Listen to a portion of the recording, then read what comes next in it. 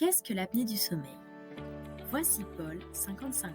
C'est un bon vivant, il aime partager de bons repas avec sa famille et pratique peu d'activité physique.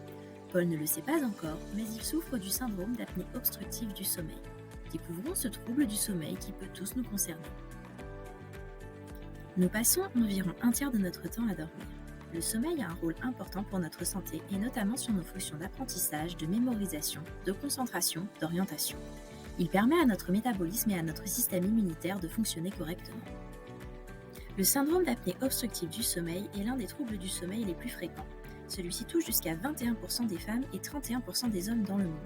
Il est en constante augmentation du fait du vieillissement de la population et de l'accroissement de l'obésité. Voyons ce qu'est une apnée obstructive du sommeil. Lors du sommeil, les muscles du corps se relâchent, la position allongée fait basculer la langue en arrière et les voies aériennes se rétrécissent, ce qui peut provoquer chez certaines personnes un ronflement. Chez les patients apnéiques, les muscles sont encore plus relâchés, ce qui peut provoquer une fermeture des voies aériennes durant au moins 10 secondes. Lorsque cette fermeture est complète, c'est une apnée.